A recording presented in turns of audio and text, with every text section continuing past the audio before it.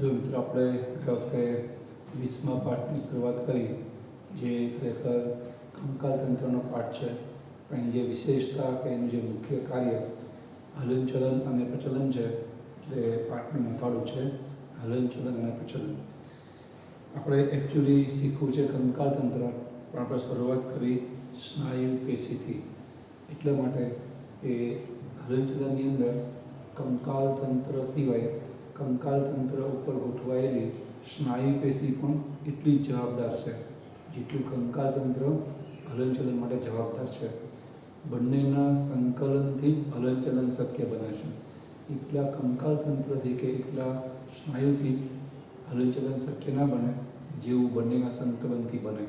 એટલે આપણે અહીંયા કંકાલ તંત્રમાં વિવિધ અસ્થિઓ વિશે શીખવાનું જ છે. એની પહેલાં હલનચલન અને પ્રચલનમાં કંકાલ તંત્ર ઉપર ગોઠવાયેલી સ્નાયુ પેશી, કંકાલ સ્નાયુ પેશી પણ આપણે શીખવી પડે. એટલે આપણે ગયા વખતે થોડો 7મા પાઠનો રેફરન્સ લઈ અને સ્નાયુ પેશીની વાત કરી હતી કે જે ઐચ્છિક અથવા રેખી સ્નાયુ પેશી છે, જેમ કે હાથમાંથી કાઢેલી સ્નાયુ પેશી, એના સ્નાયુ તંતુ આપણે માઇક્રોસ્કોપમાં જોઈએ તો આપણને આવી રીતે એમાં એકાંતરે આછી ઘાટી રેખાઓ જોવા મળે છે. એટલે આપણે એને રેખી સ્નાયુ પેશી તરીકે ઓળખીએ છીએ. એ થોડી વધારે મોટી કરીને જોઈએ તો રચનામાં આપણને ખ્યાલ આવે છે કે જે ઘાટી રેખાઓ છે સળંગ નથી પણ ત્રુટક છે. એને આપણે કહીએ છીએ આઈ બીમ. આછી રેખાને ઘાટી રેખાને એ બીમ, એનઆઇસોટ્રોપિક બીમ, અને આછી રેખાઓને કે આછા પટ્ટાઓને કહેવાય આઈ બીમ કે આઇસોટ્રોપિક બીમ. એની વચમાં એકાંતરે આપણને કોષ કેન્દ્ર પણ જોવા મળે. એટલે સ્નાયુ તંતુ, રેખી સ્નાયુ તંતુ, એને બહુકોષ કેન્દ્રીય પણ કહેવાય, જે સુવિકસિત એવા સ્નાયુ તંતુ પરથી આવૃત હોય. બહુકોષ કેન્દ્રીય કેમ કહેવાય એ આપણે 7મા પાઠમાં સમજેલા કે ઘણા બધા સ્નાયુ કોષોના એકબીજા ઉપર ગોઠવાય અને વિલીન થવાથી આપણે સ્નાયુ તંતુ બન્યા હોય. એટલે એમાં જેટલા કોષો વિલીન થયા હોય એટલા કોષ કેન્દ્રો આપણને જોવા મળે. એવા એક સ્નાયુ તંતુને આપણે થોડો વધારે મોટો કરીને જોઈએ તો આપણને ખ્યાલ આવે કે એમાં ઘાટો ભાગ ઘાટો કેમ દેખાય છે, આછો પટ્ટો કે આછો ભાગ એ આછો કેમ દેખાય છે. તો અને આપણે આ કે આ કોઈ પણ એક સ્નાયુ તંતુને થોડું વધારે વિશાળ કરીને જોઈએ દ્રશ્ય, તો રચના આપણને ખ્યાલ આવે છે કે જે એ બીમ નામનો ઘાટો ભાગ છે એમાં બે તંતુઓ ભેગા છે, નીચોડી ગોઠવાયેલા. તે ભાગ આપણને ઘાટો લાગે છે. અને જે ભાગ આછો છે એમાં બ્લેક કલરના એક જ પ્રકારના તંતુ ગોઠવાયેલા છે. તો સ્નાયુ તંતુમાં પણ તંતુઓ છે એને આપણે કહીએ છીએ સ્નાયુ તંતુક. જ્યાં જાડા તંતુઓ છે એને લાલ કલરના બતાવ્યા છે. માયોસિન પ્રોટીનના બનેલા હોવાથી એને કહેવાય માયોસિન તંતુકો. અને જે આ કાળા એ જાડાઈમાં એટલા છે પણ ડબલ છે.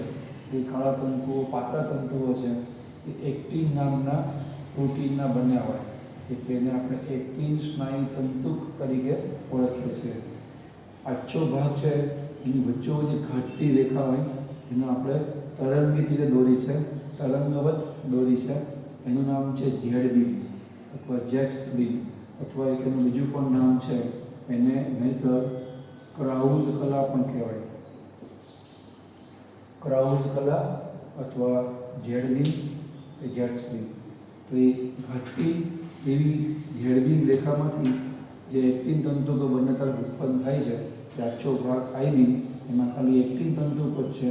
અને ઘાટો ભાગ છે એમાં બંને ઝેડ બીમ ઉપરથી સામસામે ઉત્પન્ન થતાં આપણને એક્ટિન તંતુકો જોવા મળે છે. અને વળી વચમાં માયોસિન તંતુકો છે. એટલો ભાગ આપણને ઘટ્ટ જોવા મળે. એને આપણે કહીએ છીએ એ બીમ.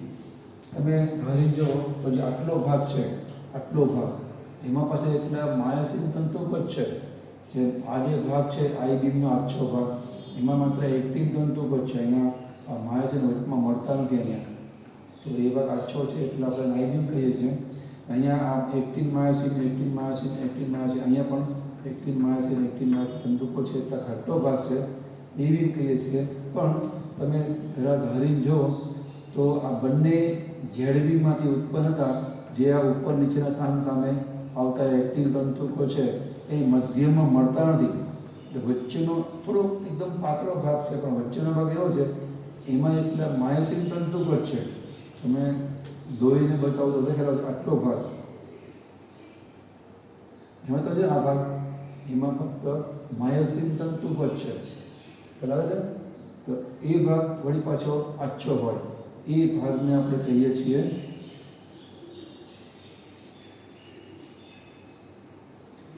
ઘાટા એવા એ બીમની અંદર જોવા મળતો આછો ભાગ, એને આપણે કહીએ છીએ એમ રેખા, સોરી એચ રેખા. શોધક ઉપરથી એને આપણે કહીએ છીએ હેન્સનની રેખા, એચ રેખા અથવા તો હેન્સનની રેખા. તો જો તમને હવે યાદ રહી જાય એવું થઈ ગયું, આછા એવા આઈ બીમમાં ઘાટી રેખા ઝેડ રેખા, ઝેડ બીમ હોય. ઘાટા એવા એ બીમની અંદર આછી એવી હેન્સનની રેખા હોય. એ બીમ ઘાટું કેમ છે? એક્ટિન માયોસિન તંતુકો છે. એમાં આછી રેખા કેમ છે? એને એટલે માયોસિન તંતુકો છે, એક્ટિન તંતુકો જે સામેની ઝેડ રેખા બધું ઉત્પન્ન થાય છે એ મધ્યમાં મળતા નથી, થોડા દૂરના અંતરે છે. તો વચમાં એક આછો પટ્ટો આપણને જોવા મળે ઘાટા એ બીમની અંદર, એ આછા પટ્ટાને આપણે કહીએ છીએ હેન્સનની રેખા. અને હજુ વધારે મોટું કરીને જોઈએ તો હેન્સનની રેખાની અંદર પણ પછી એક ઘાટી રેખા આપણને વચ્ચોવચ્ચ જોવા મળે. હેન્સનની રેખાની અંદર પણ આપણે એને કહીએ છીએ એમ રેખા, એને આપણે કહીએ છીએ એમ રેખા. તો આવી રચના આપણને જોવા મળે. આટલી રચના આપણે અગાઉ 7મા પાઠમાં જોઈ હોય, એટલું આપણે આમ તો ડિવિઝન જેવું કર્યું કહેવાય. આપણે હવે એનાથી આગળ જઈએ, જે આ માયોસિન સ્નાયુ તંતુ છે અને એક્ટિન સ્નાયુ તંતુ છે, એની આપણે વધારે ઇલેક્ટ્રોન માઇક્રોસ્કોપિક રચના જોઈએ, બરાબર. સૂક્ષ્મ બીજાણુ સૂક્ષ્મદર્શક રચના, આ સંયુક્ત સૂક્ષ્મદર્શક રચના છે, એમાં વધુ આપણને આટલું જોવા મળે. આપણે હવે એની અંદર આગળ જઈએ છીએ.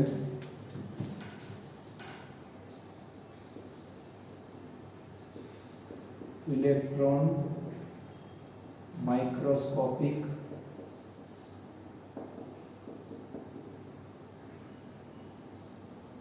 રચના. એમાં આપણે પહેલા જોઈએ માયોસિન તંતુ. માયોસિન સ્નાયુ તંતુક. આપણે એ તો બતાવ્યા જ છે, માયોસિન તંતુ છે, આપણે આડો બતાવીએ આ રીતે 100 કિલોમીટરની આસપાસનો માયોસિન તંતુ આપણે એનો આડો કંઈ બતાવીએ છીએ. એકચ્યુઅલી એની અંદર ઘણા બધા આવા હેડ અને ટેલ જેવા સૂક્ષ્મ તંતુઓ બે તરફ ફેલાયેલા રીતે.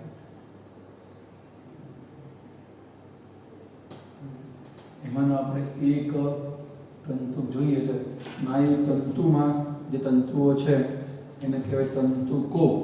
તંતુકોની અંદર માયોસિન સૂક્ષ્મ માયોસિન સ્નાયુ તંતુકની અંદર પણ પાછા તાંતણાઓ છે, એને આપણે કહીએ સૂક્ષ્મ સ્નાયુ તંતુ.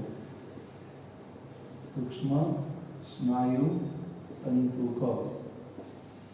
એમાં આપણે એક મોટો કરી જોઈએ, એકચ્યુઅલી આવું જોવા મળશે.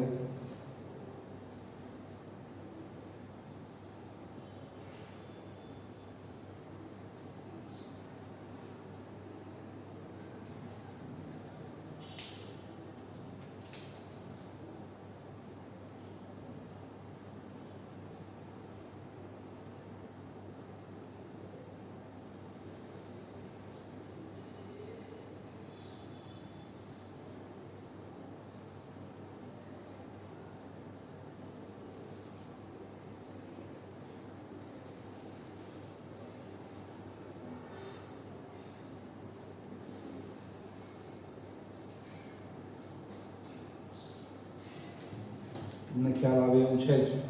તો આવી રીતે આ એક જે માયોસિનનો સૂક્ષ્મ સ્નાયુ તંતુ છે આપણે મોટો કંઈ બતાવ્યો છે, તો એમાં જે આટલો ભાગ છે આપણે એને કહીએ છીએ પૂંછડી અથવા તો ટેલ. આટલો જે ભાગ છે એને આપણે કહીએ છીએ હેડ અથવા તો શીર્ષ. એને નહીતર ક્રોસ આર્મ પણ કહેવાય. Cross arm. આર્મ એટલે ભુજા, ક્રોસનો મતલબ વળેલું. અહીંથી હિંજ જેવી રીતના હોય. હિંજ મતલબ મિજાગરો. આ જે ટેલવાળો ભાગ છે એ સ્થિર રહેશે અને હેડવાળો ભાગ છે એ મિજાગરાની જેમ એ જોડાયેલ ઉપર નીચે ઉપર થઈ જાય. નીચે પર પડી જાય, ઉપર પણ આવે, નીચે પણ જાય, ઉપર પણ આવે. ટેલવાળો ભાગ સ્થિર રહે, આ ભાગ આમ થઈ રાખે. અહીંયા મિજાગરા જેવું છે એવું કહી શકીએ. એટલે આખી આ હેડ અને મિજાગરાની રચનાને કહેવાય ક્રોસ આર્મ અને આ ભાગને કહેવાય હેડ. આની અંદર આપણે કીધું એમ માયોસિન તંતુ છે એટલા બધા માયોસિન પ્રોટીનના બને આવે. પણ શીર્ષમાં જે માયોસિન પ્રોટીન છે એનો અણુભાર વધારે હોય એટલે આપણે એને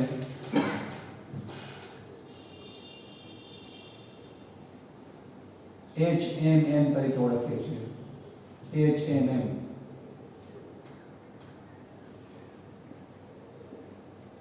HMM નું આખું નામ છે હેવી મેરો માયોસિન. હેવી મેરો માયોસિન નો મતલબ ભારે માયોસિન એટલે કે જેનો અણુભાર વધારે છે. તો શીર્ષમાં આપણને હેવી મેરો માયોસિન એ પ્રકારનું માયોસિન પ્રોટીન જોવા મળે. અને જ્યાં ટેલ કે પૂંછડી છે એની અંદર આપણને LMM, હવે તમને આખું નામ ખ્યાલ આવી જાય, લાઇટ મેરો માયોસિન નામનું પ્રોટીન ટેલની અંદર હોય. એટલે કે હલકી અથવા તો અહીંયા જેમ ભારે મેરો માયોસિન છે અહીંયા હલકું મેરો માયોસિન છે. હલકું ઇન ધ સેન્સ કે એનો અણુભાર છે શીર્ષમાં રહેલા માયોસિન કરતાં ઓછો છે એટલે આપણે એને કહીએ છીએ લાઇટ મેરો માયોસિન. એ ઉપરાંત જ્યાં એનું શીર્ષ છે, હેડ છે, એની અંદર અહીંયા ઉપરની બાજુએ એક વિશિષ્ટ પ્રકારનું જોડાણ સ્થાન હોય. એને આપણે કહીએ છીએ એક્ટિન બાઇન્ડિંગ સાઇટ,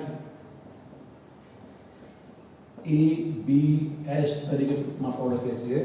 જે અત્યારની મોડર્ન કારની અંદર જે ABS આવે, એન્ટી બ્રેકિંગ સિસ્ટમ, ABS એ નહીં, અહીંયા ABS નો મતલબ થાય એક્ટિન બાઇન્ડિંગ સાઇટ. માયોસિન તંતુ જોડે જે એક્ટિન તંતુ છે જોડાવાના છે. તો એક્ટિન તંતુ માયોસિન તંતુ જોડે જ્યાંથી જોડાય તો માયોસિન તંતુની જગ્યાને કહેવાય એક્ટિન બાઇન્ડિંગ સાઇટ. કેવી જોડાય, શું કામ જોડાય એ આપણે આગળ ઉપર શીખશું. સ્નાયુના સરકવા સિદ્ધાંત સાથે સંકળાયેલી બાબત છે. અહીંયા આપણને આવી એક એક્ટિન બાઇન્ડિંગ સાઇટ અહીંયા પણ જોવા મળે. એવી રીતના અહીંયા આની અંદર પણ આપણને જોવા મળે. આ પણ એક્ટિન બાઇન્ડિંગ સાઇટ છે. એ સિવાય નીચે તરફ આપણને અહીંયા જોવા મળશે એક બીજી સાઇટ,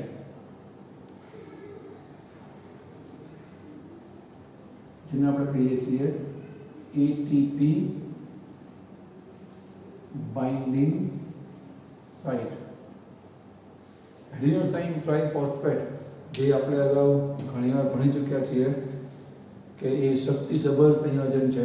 રાસાયણિક શક્તિ એમાં પાયરોફોસ્ફેટ બંધના રૂપમાં સંકળાયેલી કે સંગ્રહાયેલી હોય તો એ શક્તિસભર સંયોજન એડિનોસાઇન ટ્રાઇફોસ્ફેટ જ્યાં જોડાય એ જગ્યા છે એને કહેવાય adenosine triphosphate binding site. ATP ને જ્યાં બંધ બનાવીને જોડાવાનું છે હેવી મેરો માયોસિનમાં, એના હેડમાં એ જગ્યા એને કહેવાય ATP બાઇન્ડિંગ સાઇટ. એ તો આપણને ખ્યાલ આવે એવું છે કે હલનચલન કે પ્રચલન છે એ શક્તિ વગર તો કંઈ શક્ય બને નહીં. એની પાછળ એનર્જી કે ઉર્જા છે એનો તો વપરાશ થાય જ, એટલે શક્તિની જરૂર પડે. શક્તિનું ચલણ એ સજીવોમાં હંમેશા ATPના રૂપમાં હોય છે. એટલે એ ATP આ જગ્યાએ જોડે એને લઈ ને એમાં સંકોચન વિતરણ શક્ય બને ATPના રૂપમાં શક્તિ વાપરીને. અહીંયા ATP ઉપર અસર કરતા એક ઉત્સેચક છે એને કહેવાય ATPase. આપણે અગાઉ શીખ્યા છીએ 9મા પાઠની અંદર કે ઉત્સેચકો છે એનું નામ એજ પ્રત્યે લગાવીને આપવામાં આવે. પ્રક્રિયકના નામની પાછળ એ જ પ્રત્યય લગાવો એટલે જે નામ બને એ નામ થઈ જાય ઉત્સેચકનું. ઉદાહરણ તરીકે માલ્ટોઝ ઉપર અસર કરતો ઉત્સેચક માલ્ટેઝ, સેલ્યુલોઝ ઉપર અસર કરતો ઉત્સેચક સેલ્યુલેઝ, એમ પ્રોટીન તો પ્રોટીએઝ, લિપિડ તો લાઇપેઝ, આપણે એવું જાણીએ છીએ. અહીંયા પણ એટીપી ઉપર અસર કરતો ઉત્સેચક તો એડિનોસાઇન ટ્રાઇફોસ્ફેટ ઉપર અસર કરતો ઉત્સેચક એડિનોસાઇન ટ્રાઇફોસ્ફેટેઝ, આપણે ટૂંકમાં એને એટીપીએઝ લખીએ છીએ. એડિનોસાઇન ટ્રાઇફોસ્ફેટેઝ એનું શોર્ટ ફોર્મ બનાવે છે એટીપીએઝ. તો એટીપી ઉપર અસર કરતા ઉત્સેચક એટીપી જ છે. એટીપી ઉત્સેચકની મદદથી એટીપીનું ચય અપચયનું કામ થાય, એમાં શક્તિ છે એ ઉત્પન્ન થાય કે એમાં શક્તિનો સંચય થાય. અહીંયા એટીપીની મદદ વગર ખુદ જે આ માયોસિન તંતુ છે એ માયોસિન તંતુક જ એ એટીપીએચ તરીકે વર્તે છે.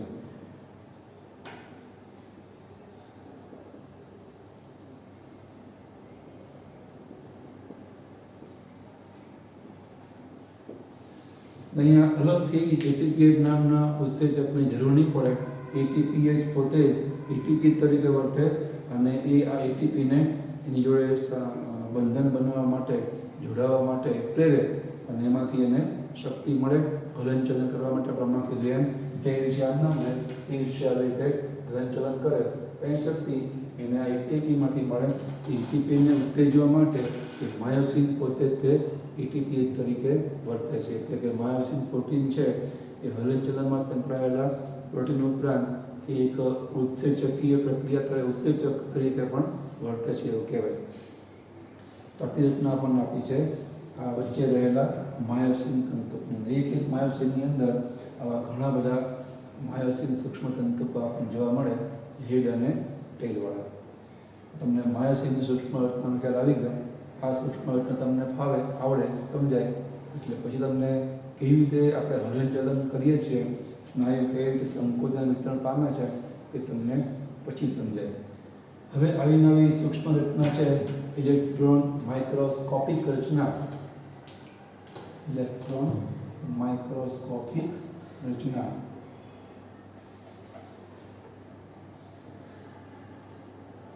એ આપણે હવે જોઈએ એક્ટિન નામના સૂક્ષ્મ સ્નાયુ તંતુની.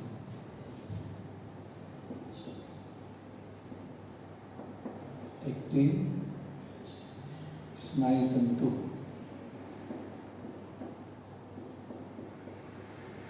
એક્ટિન સ્નાયુ તંતુ છે એ આપણે બતાવ્યું છે એમાં બેવડું છે. એની અંદર પહેલાં તો એ બેવડા એક્ટિન તંતુને બનાવવા માટે એક વિશિષ્ટ પ્રકારનું પ્રોટીન છે, એનું નામ છે ફિલામેન્ટસ પ્રોટીન. ફિલામેન્ટસ પ્રોટીનમાં ફિલામેન્ટ એટલે તંતુ, એટલે કે તંતુમય પ્રોટીન એ આવી રીતે ગોઠવાયેલું હોય.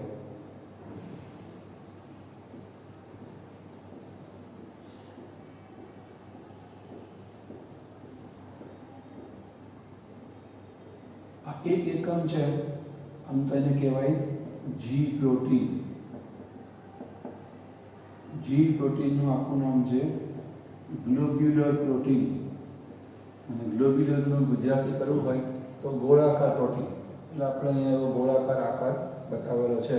તો આવા ઘણા બધા જી પ્રોટીન એકમોથી ભેગી મળી આવી એક સળંગ ચેઇન બને. આપણે એને કહીએ છીએ એફ પ્રોટીન. તો એક નહીં, એફ પ્રોટીન એક નહીં, સળંગ જેવી કે એફ પ્રોટીન. અને એનું આપણને આપણને બોલે ફિલામેન્ટસ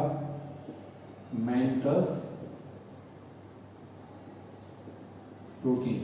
એક પ્રોટીનનો મતલબ ફિલામેન્ટસ પ્રોટીન. આપણે અહીંયા એ બેવડા બતાવેલા છે. અહીંયા પણ એક્ટિન તંતુ છે, આવી રીતે આપણને બેવડા જોવા મળશે. તો આવી બેવડી ફિલામેન્ટસ પ્રોટીનની ચેઇન હોય એની ઉપર ક્યાંક આવી રીતે આપણને વિશિષ્ટ પ્રકારની જગ્યા છે એ જોવા મળશે. એ જગ્યાને કહેવાય myosin binding site. Myosin binding site તરીકે વસ્તુ ઓળખાય. માયોસિન બાઇન્ડિંગ સાઇટની જોડે માયોસિન જોડે કઈ જગ્યાએ? તો માયોસિનની અંદર એક્ટિન બાઇન્ડિંગ સાઇટ છે, તો અહીંયા એક્ટિન જોડાય અને અહીંયા માયોસિન જોડાય. મતલબ આ જગ્યાએ આ જોડાય, આ ખાડા જેવો ભાગ હોય અને આ છે અહીંયા આવો ઉપસેલો ભાગ આવે છે.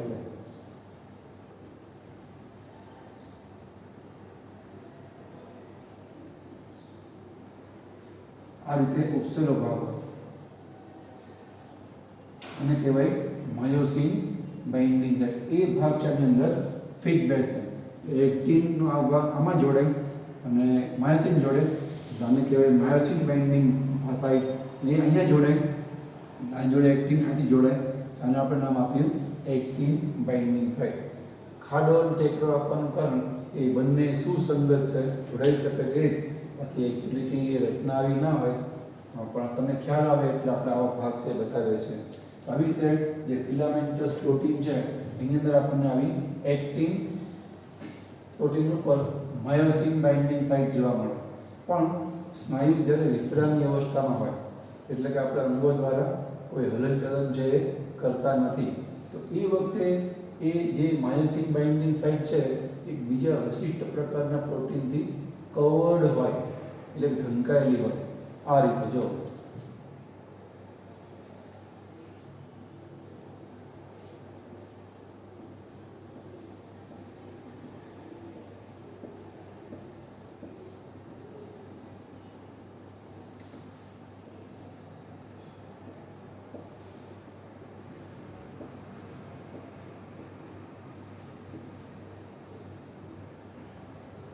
માનો કે અહીંયા માયોસિન બાઇન્ડિંગ સાઇટ છે, અહીંયા પણ છે,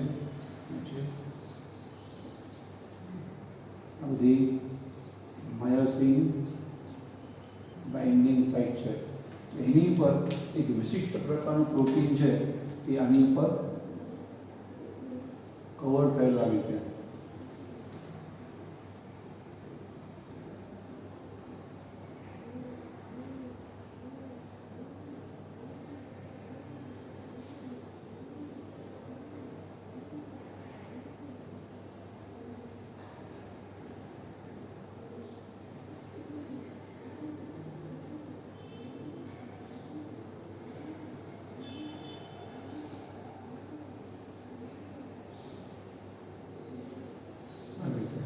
આ જે પ્રોટીન છે આ પ્રોટીનને આપણે કહીએ છીએ ટ્રોપોમાયોસિન.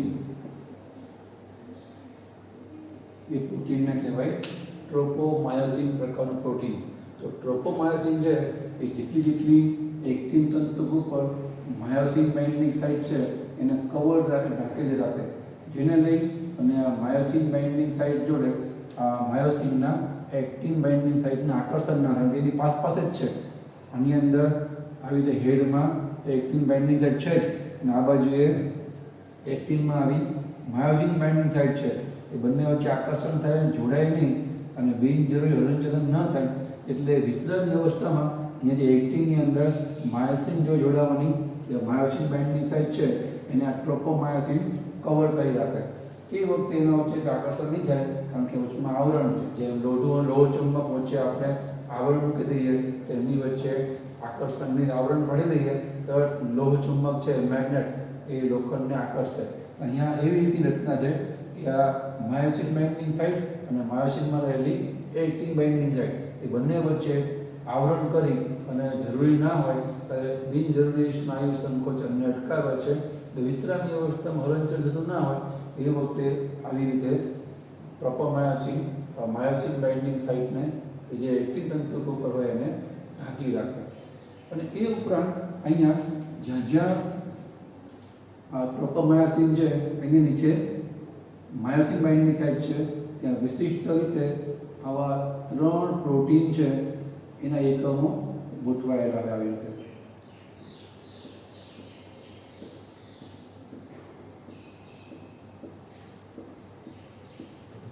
એ પ્રોટીનનું નામ છે ટ્રોપોનિન. બરાબર. જ્યાં જ્યાં એક્ટિન તંતુની અંદર માયોસિન બાઇન્ડિંગ છે એ માયોસિન બાઇન્ડિંગના ટ્રોપોમાયોસિન કવર કરે છે અને બરાબર ટ્રોપોમાયોસિનની ઉપર જ્યાં નીચે એક્ટિનમાં માયોસિન બાઇન્ડિંગ સાઇટ છે એની ઉપર 3 એકમોથી બનતું એક ટ્રોપોનિન નામનું પ્રોટીન છે આપણને જોવા મળે. એમાં ટ્રોપોનિન આ 1, આ ટ્રોપોનિન 2 અને ટ્રોપોનિન 3 3 એકમો હોય. એમાં જે ટ્રોપોનિન 1 છે એને કહેવાય સૌથી બહારનું ટીપીસી કહેવાય. ટી એટલે ટ્રોપોનિન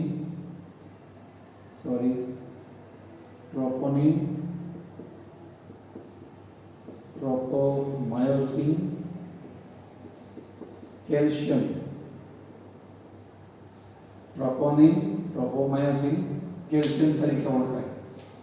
કારણ કે સ્નાયુ સંકોચન વખતે આની જોડે કેલ્શિયમ જોડાવાનું છે.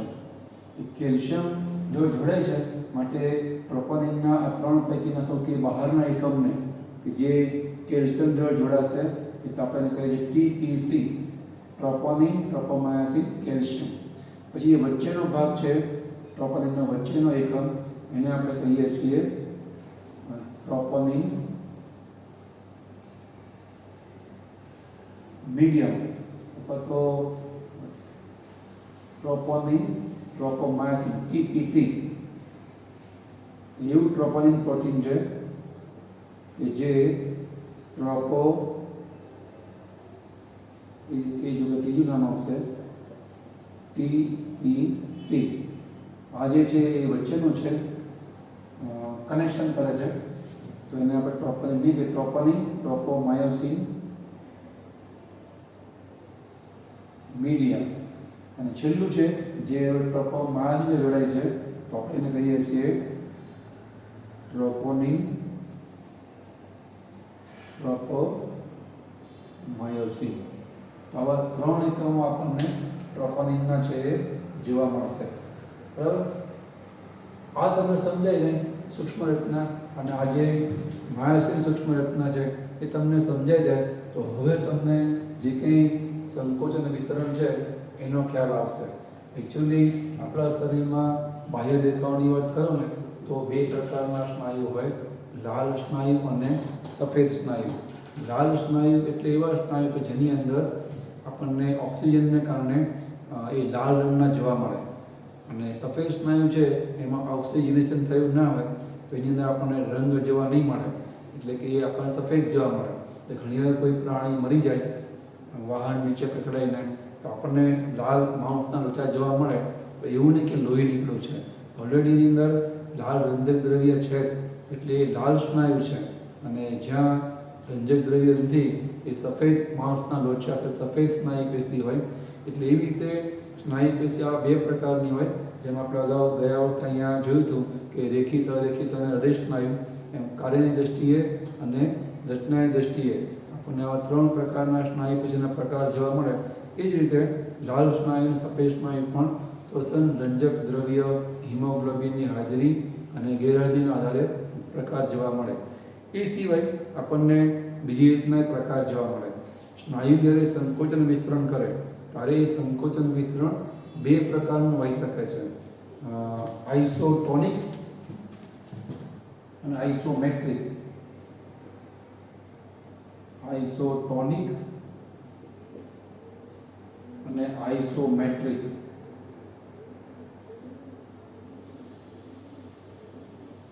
આઇસોટોનિક છે એમાં એના ટોનમાં ફેરફાર થાય. આઇસોમેટ્રિક છે એમાં એના લંબાઈમાં ફેરફાર થાય. અમુક સ્નાયુ તંતુઓ, સ્નાયુ પેશી એ હલનચલન દરમિયાન લાંબી ટૂંકી થાય, સ્નાયુ તંતુ આખા લાંબા ટૂંકા થાય, જેને લઈને એના હલનચલન શક્ય બને. અને અમુક વખતે સ્નાયુ તંતુ કુલ લંબાઈ ફેરફાર ન પામે, પણ અળસિયાની જેમ અથવા કેટરપિલર એટલે કે ઈયળની જેમ એમાં તરંગો સંકોચન વિસ્તરણ થાય. આપણને ખબર છે અળસિયાની કુલ લંબાઈમાં કોઈ ફેરફાર ના થાય. અળસિયાનું શરીર 120 ખંડનું બન્યું હોય તો એ તો 120 ખંડ રહે જ, પણ એકદમ સંકોચાય અને પોતાના શરીર આગળ ધકેલે, વળી એમ સંકોચાય પોતાના શરીર આગળ ધકેલે. આપણે એને ઇંગ્લિશમાં ક્રાઉલિંગ કહીએ છીએ અથવા સરકવું કહીએ છીએ. એવી રીતે આપણા અમુક સ્નાયુ તંતુ એવા હોય છે કે જેમાં અમુક જગ્યાએ સંકોચન ક્યાંક વિસ્તરણ થાય, ક્યાંક સંકોચન વિસ્તરણ થાય. આખું સ્નાયુ તંતુ એમાં કુલ લંબાઈ ફેરફાર ના થાય, પણ સ્નાયુ એકદમ ઘટ્ટ સંકોચન વળી આછું થાય, સંકોચન વળી આછું થાય, સંકોચન એમ આખું તરંગની જેમ સંકોચન વિસ્તરણ અળસિયામાં ઈયળમાં જોવા મળે એવું આપણને જોવા મળે, જે આપણે પાચન તંત્રમાં પણ જોવા મળે છે.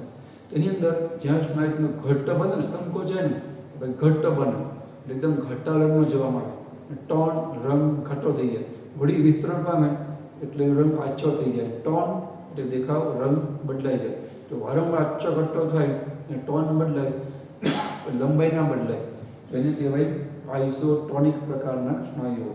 જેની અંદર લંબાઈ ફેરફાર થાય એને કહેવાય આઇસોમેટ્રિક પ્રકારના સ્નાયુ તંતુઓ.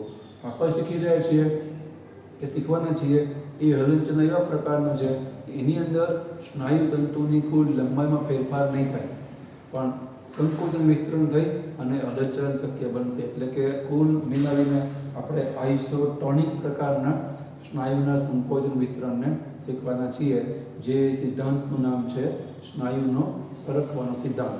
તમને આ એક્ટિન તંતુની રચના, જેમાં ફિલામેન્ટસ પ્રોટીન, એની ઉપર માયોસિન, બાઇન્ડિંગ સાઇટે ઢાંકતા ટ્રોપોમાયોસિન, એની ઉપર ટ્રોપોનિન, આ રીતના ખ્યાલ હોય, અને HMM હેડ અને LMN ટેલ એ રીતના ખ્યાલ છે. તો આવી રચના છે અહીંયા ગોઠવાયેલી છે. હવે તમને એના પછી એ કેવી રીતે સ્નાયુના સૂક્ષ્મ તંતુ હોય એક્ટિન માયોસિન એકબીજા પર સરકે છે, જેમ બહારનું આપણે ખોલબંધ કરીએ છીએ તો એ ખોલબંધ કેમ શક્ય બને છે, એમાં મિજાગ્રો છે, હિંજ કે મિજાગ્રો છે. મિજાગ્રામાં એક ભાગ છે એ ફિક્સ હોય, બીજો અંદર આમ ફરતો હોય, એક ભાગ ફિક્સ હોય, મિજાગ્રામાં પાયદા આમ થયા રાખે, સામેનો ભાગ ફિક્સ છે એની ઉપર આમ હલનચલન થાય છે. અહીંયા પણ એવું છે કે જે માયોસિન તંતુ છે ને એ ફિક્સ છે, સ્થિર છે. એની બધી બ્લેક કલરના બતાવ્યા છે, અહીંયા બતાવે છે એક્ટિન તંતુકો સરકે છે. માયોસિન એ સ્થિર છે, એક્ટિન સરકે છે, પણ એ સરકે છે કેમ, એના માયોસિન સરકાવે છે. એટલે માયોસિન સ્થિર છે પણ સરકાવે છે, એક્ટિનને સરકાવે છે, એટલે એક્ટિન તંતુ કે નામ સરકે, માયોસિન સ્થિર રહે, જે મિજાગ્રામાં થાય. એટલે આખી એ પ્રક્રિયાને આપણે કહીએ છીએ સ્નાયુ સરકવાનો સિદ્ધાંત. તો એ તમને આ બે રચનાઓ પાકી રહેશે તો નેક્સ્ટ ટાઈમ આપણને જ્યારે શીખીએ સ્નાયુ સરકવાનો સિદ્ધાંત એમાં ખ્યાલ આવી જશે. નેક્સ્ટ ટાઈમ ફરી આપણે થોડું સંક્ષિપ્તમાં માયોસિનને એક્ટિન રચના યાદ કરી અને સ્નાયુ કેવી રીતના સરકે એ સમજવા માટે પ્રયત્ન કરશું. તો આપણે અહીંયા ટકે છીએ, થોડી રચનાઓ છે દોરી, તમારી રીતે ટૂંકી નોંધ પર બનાવો. નેક્સ્ટ ટાઈમ મળીએ આપણે નવો સિદ્ધાંત છે મસલ કોન્ટ્રેક્શન થિયરી, એ આપણે નેક્સ્ટ ટાઈમ જોઈશું.